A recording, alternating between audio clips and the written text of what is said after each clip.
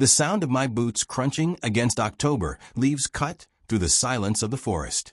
And there she was. A woman in a coat that probably cost more than my truck, crumpled on the ground, crying into her hands. Her sobs seemed too big for the woods, too out of place in the stillness of pine and wind. For a moment, all I could think about was Sophia, my little girl, and how she would look at me tonight if I came home late again. Her counselor's words echoed in my mind. 7-year-olds don't see lateness as lateness. They see it as abandonment. Every broken promise is proof that love disappears. And I had promised Sophia I'd be home for dinner. I'd promised.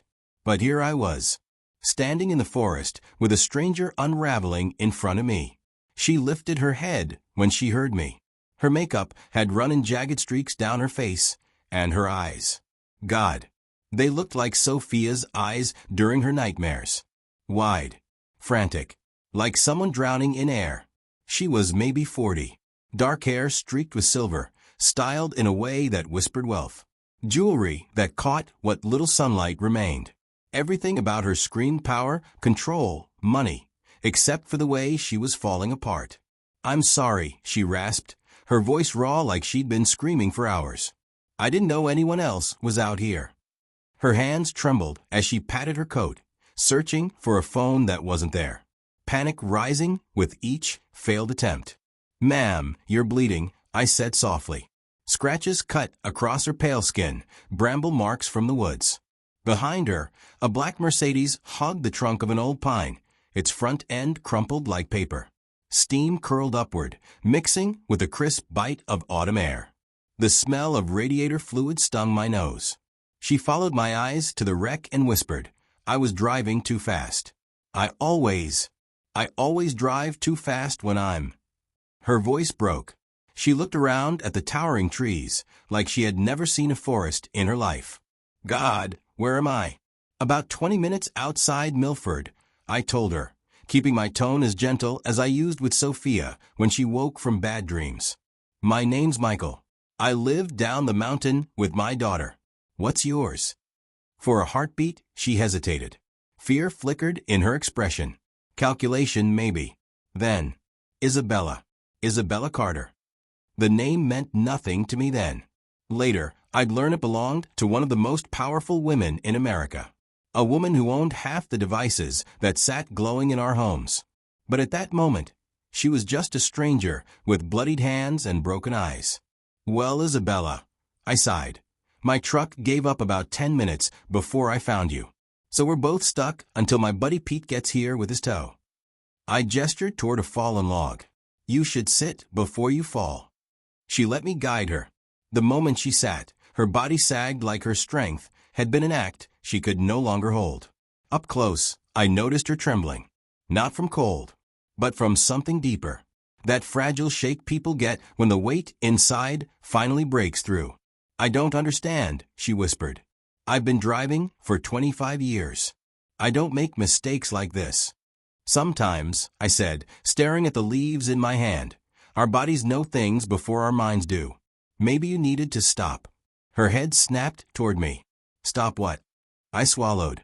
My words came out before I could take them back. Whatever you were running from. The silence that followed was sharp. Too sharp. I cursed myself. What right did I have to play therapist to a stranger wrapped in wealth and sorrow? But then, her face softened. As if I'd said something truer than either of us wanted to admit. You don't know who I am, do you? She asked. Should I?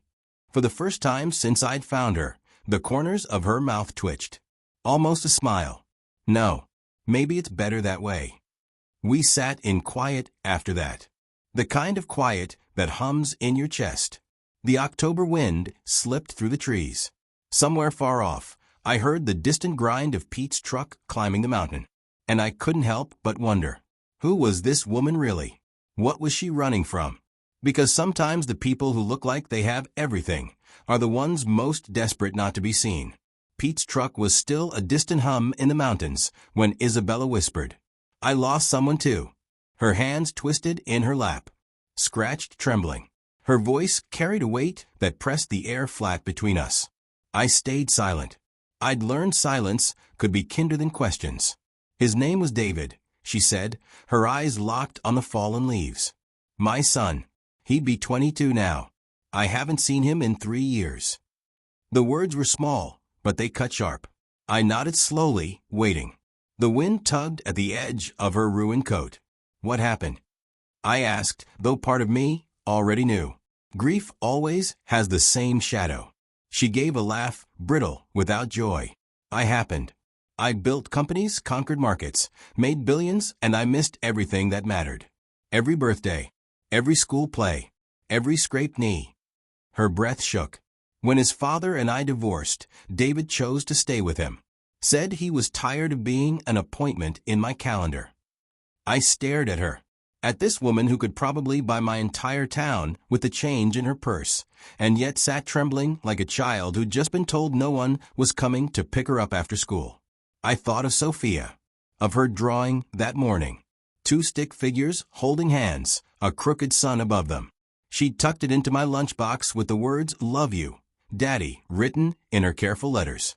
How many times had I almost broken her trust, the way Isabella had broken David's? How many more chances would she give me before deciding I wasn't safe either? 3 years is a long time, I said gently. But it's not forever. You don't understand, Isabella whispered. I tried calling, writing, showing up at his college. He won't see me. His father says I traumatized him, that I was never really a mother, just a woman who happened to give birth. Her fists clenched, nails digging into skin. Maybe he's right. No. The word came out harder than I intended, cracking the air. She looked up, startled. No, he's not right, I said again, softer now. I've seen parents who don't care. They don't cry in the woods over their mistakes. They don't crash cars into trees because they're carrying pain they don't know where to put. They don't look like you do right now. Her eyes searched mine. Suspicion at first. Then something else. Something fragile. Like a candle flame almost snuffed out. You think this wasn't just an accident, she asked. That it was me falling apart? I nodded. I think you're human. I think you love your son and don't know how to reach him. And that kind of pain has to go somewhere. I glanced at the mangled car. Sometimes it goes there. For a moment, neither of us spoke. The forest seemed to lean in, holding the silence. Then, faintly at first, we heard it, the low rumble of a diesel engine. Pete's truck rounding the bend, headlights cutting through the trees. Pete climbed down with a wave, taking in the wreck with a long whistle. Lord Almighty, somebody had themselves a day. We're okay, I said quickly. Just need a ride back. No problem. 20 minutes, and I'll have this beast loaded. While he worked, Isabella and I drifted back to the fallen log. Her voice broke the silence first. Michael, how do you do it? Raise your daughter. Work. Keep it all together. I let out a short, tired laugh. I don't keep it together. Half the time I'm drowning. But Sophia, she needs me to try. So I try. Some days that's enough. Her eyes shone with something between envy and despair. What if it's too late for me? Too late for David? I thought of Elena then. My late wife. The way she used to say love wasn't about perfection. It was about persistence. Someone once told me, I said, kids don't need perfect parents. They just need parents who show up, who admit their mistakes, who keep trying, even when it's hard. Maybe especially then. Pete's chains clanked against steel as he secured the Mercedes. Sparks of noise in the quiet. I don't know how to show up anymore, Isabella whispered. I spent so many years being Isabella Carter, CEO. I forgot how to be David's mom. I looked at her, really looked. Not at the wealth, or the power, or the polish, but at the woman underneath. The mother who was terrified she'd already lost everything. Then start there, I said. Not with grand gestures. Not with money. Just with honesty. Tell him you're sorry. Tell him you love him. Tell him you want to do better. Her lip trembled. And if he won't listen? Then you keep trying. Even if he slams the door. Especially if he slams the door. Because love doesn't give up. Pete waved us over. The wreck was chained down, ready for town. As Isabella and I walked toward the truck, she moved slower, as if carrying something heavier than before. Michael, she said quietly. Thank you for not treating me like what I am. And what's that? She managed the faintest smile. This time, it reached her eyes. A woman who crashes cars in the woods because she misses her son. Then that's how I'll remember you, I said. The drive back to town was quiet. Her gaze stayed fixed on the trees, like she was memorizing them, seeing them for the first time. And I couldn't shake the feeling that this wasn't the end of her story here. This was the beginning. But what happens when someone who has run all their life suddenly decides to stop running? And what if stopping means facing everything they've tried so hard to forget? 2 weeks passed before I saw her again. I was at the mill stacking lumber when Pete ambled over with his cap tilted back and a grin that meant he had news. You remember that fancy woman from the wreck? Isabella. I wiped sweat from my brow. Yeah. What about her? She called me this morning. Bought the Henderson place. Cash. Full asking price. I nearly dropped the board in my hands. The Henderson place? That old house up on Ridge Road. Pete nodded. Said she wanted somewhere quiet to think. Asked if I knew good contractors. I gave her a few names. He chuckled. Woman like that? She could have picked anywhere. And she picks Milford. I stood there stunned. The Henderson house had been empty for 3 years. A hollow shell with good bones, waiting for someone brave enough to love it again. Why here? Why us? That night, after I tucked Sophia into bed, I sat on the porch staring at the dark ridge where the Henderson place sat hidden by trees. Was Isabella Carter really going to stay? Or was this just another project?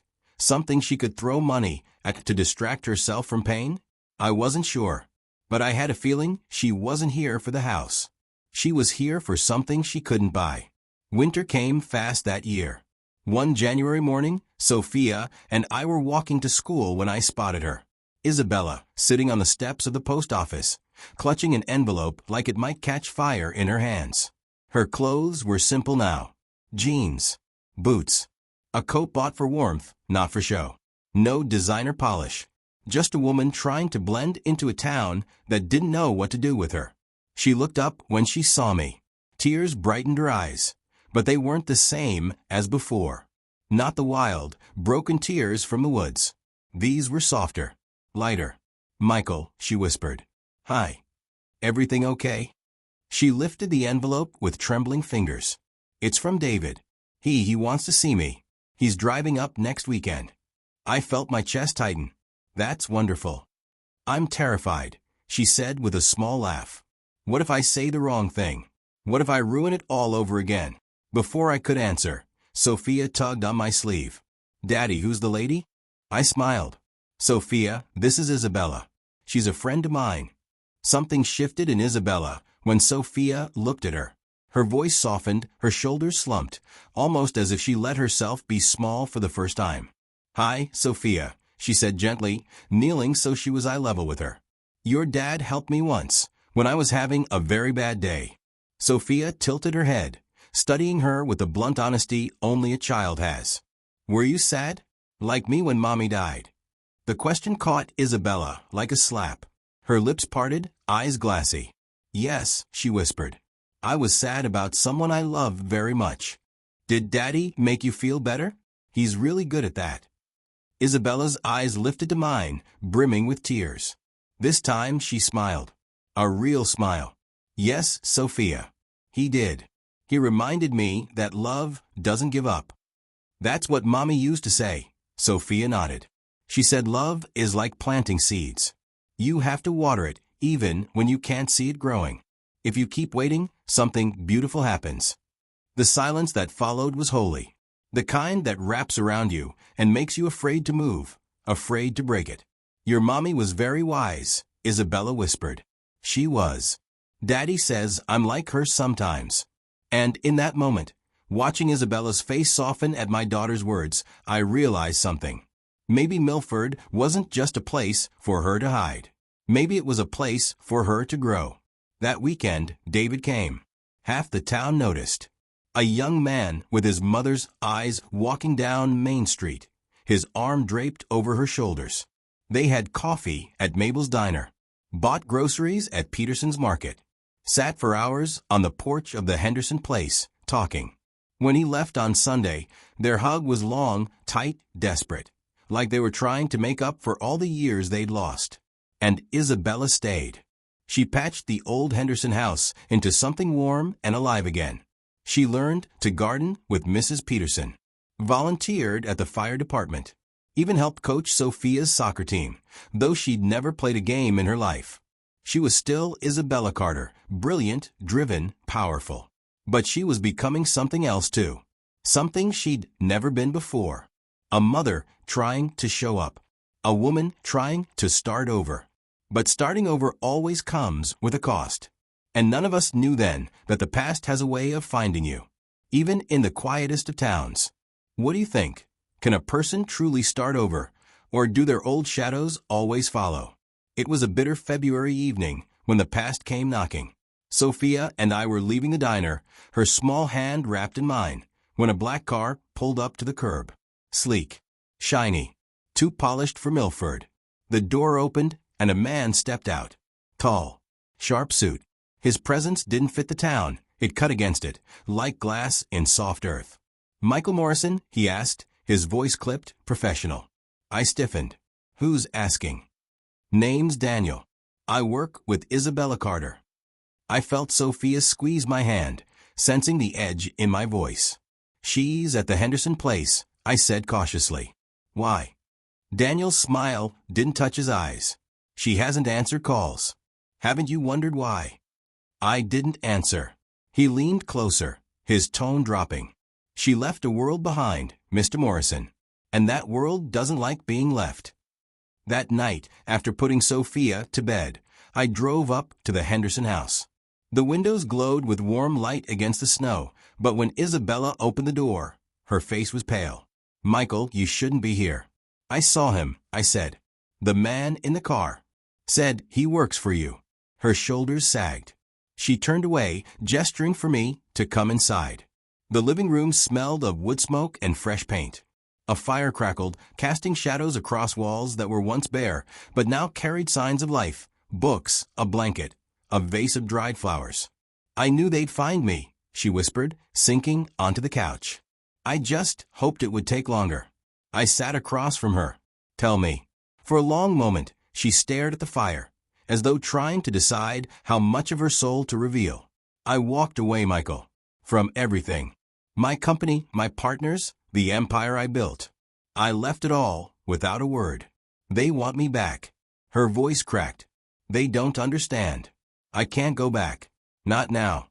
Not when I've finally started to remember who I am." "Why Milford?" I asked. She looked up, eyes shimmering. "Because this is where I stopped running. Where someone sat on a log beside me and told me that love doesn't give up. Where your daughter told me that seeds grow if you keep watering them." Her hands trembled. "I can't lose this. Not again." A silence grew heavy between us, broken only by the fire's snap. "You won't," I said finally. "But Isabella, running doesn't work forever. Sooner or later, you'll have to face them." Her jaw tightened. Fear and defiance warred in her eyes. "And if facing them means losing David again?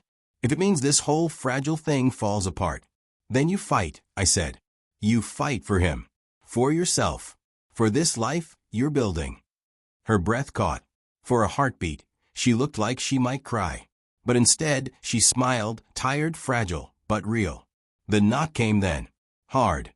Urgent. Both of us froze. Another knock, louder. Isabella's face drained of color. "They wouldn't come here," she whispered. But her voice shook. I stood, heart pounding, and moved toward the door. Whoever was out there, I wasn't about to let them shatter what she was trying to build. I pulled the door open. And there, standing in the snow, was a young man with Isabella's eyes. "David," she breathed behind me. The reunion should have been joy, relief. But the tension in his stance said otherwise. "Mom," he said coldly, "we need to talk." The air felt electric, like the whole house was holding its breath. This wasn't just a son visiting his mother. This was a reckoning. What happens when the person you've been waiting for finally comes back, but not in the way you hoped? David stood in the doorway, snowflakes melting into his dark hair, eyes burning with the kind of anger that doesn't come from one fight, but from years of silence. "Mom," he said again, his voice flat. "We need to talk." Isabella's hands trembled at her sides. She looked smaller than I'd ever seen her. Not the woman who once owned half the tech world. Not even the woman who'd rebuilt a home on Ridge Road. Just a mother standing in front of the child she'd lost. "David," she whispered, "please come in." He stepped past me into the living room, his gaze flicking to me and then away, like I was a witness he hadn't invited. The fire snapped in the hearth. The smell of pine would fill the air. Outside, the snow fell heavier, blanketing the world in silence. "You got my letter," David said, his voice sharp. "I did," Isabella breathed. "And what? You thought that was it? That one letter fixes everything?" Her throat worked as she tried to find words. "No. I thought maybe it meant you were ready to see me. Ready to." "Ready to what?" His voice cracked, louder now. "Ready to forgive you? Ready to pretend like you were there for me? Mom, you weren't. You missed everything. Every game. Every birthday. Every single thing that mattered." The words landed like blows. Isabella flinched, each one cutting deeper. I wanted to step in. To tell David I'd seen the tears, the wreck, the way she had clawed herself back to something real. But I knew this wasn't my fight. This was theirs. "I know," Isabella whispered, tears spilling freely now. "I know I failed you. And nothing I say will ever erase that. But I'm here, David. Now. I'm here, and I'm not running anymore." He turned away, jaw tight, arms crossed. "Why now? After all these years?" She took a step closer, her voice breaking. "Because I finally understood that nothing I built, not the money, not the power, mattered if I lost you. I can't change the past, but I can fight for the future. If you'll let me." The silence that followed was unbearable. The fire hissed. Wind rattled against the window panes. David's shoulders rose and fell with sharp breaths. Finally he muttered, "I don't know if I can trust you." Isabella's voice softened, fragile and raw. "Then don't. Not yet. Just let me try. Let me show up. Even if you slam the door. Especially if you slam the door." Her words echoed something I had said to her months ago. Now they came back, reshaped, living in her voice. David turned then, really looking at her. His eyes flickered with something beneath the anger. Hurt, yes. But also longing. "I'm not promising anything," he said finally. "You don't have to," Isabella whispered. "Just give me the chance." The three of us stood in the glow of the fire, the snow outside muting the world. And in that fragile silence, Sophia's small voice floated from the hallway. "Love doesn't give up." We both turned, startled. She stood there in her pajamas, holding the sketchbook she never went anywhere without. Her eyes were sleepy but certain. "That's what Mommy said," she continued. "Love keeps trying, even when it hurts." David blinked at her, then back at his mother. And for the first time that night, his expression cracked. Not into a smile, not into forgiveness, but into something softer than anger. Hours later, after David left, Isabella sat at the table, her face pale, but her eyes alive. "He didn't forgive me," she whispered. "No," I said gently. "But he didn't walk away either." She closed her eyes. "Maybe that's enough for now." I thought of Sophia's words, of Elena's belief that love was like planting seeds. And I realized Isabella had planted hers tonight, right there in the snow. Months passed. David came back, once, then twice. Then every other weekend. Slowly, cautiously, he began to let her in. A phone call here. A shared coffee at the diner there. Each small step, its own fragile miracle. The Henderson house grew warmer, fuller. Isabella planted a garden behind it, a meditation garden, with a stone path and a bench facing the mountains. Sophia helped her plant the first seeds. Together they watered them, day by day, through the frost and into the spring. And as the flowers grew, so did Isabella. So did David. So did all of us. One evening, Sophia asked me, "Daddy, why did you help Isabella that day in the woods?" I thought about it. About the broken woman crying beside my truck. About the desperate way she clutched her pain like it might consume her. About how sometimes the ones who look strongest are the ones most in need of saving. Because, I said finally, sometimes helping a stranger helps you figure out who you're meant to be. Sophia nodded, wise beyond her years. Like planting seeds. Exactly, I whispered. The last time I saw Isabella in her garden, the flowers were in full bloom. She was sitting on the bench, her son beside her, Sophia sketching nearby. Laughter drifted up with the scent of lilacs. And I thought, maybe this is what healing looks like. Not erasing the past, but choosing again and again to keep showing up. Because love doesn't give up. Not when it's watered with patience. Not when it's planted in broken soil. Not even when the winter feels endless. It grows anyway. And now I wonder, if someone from your past knocked on your door tomorrow, someone you thought was gone for good, would you let them in?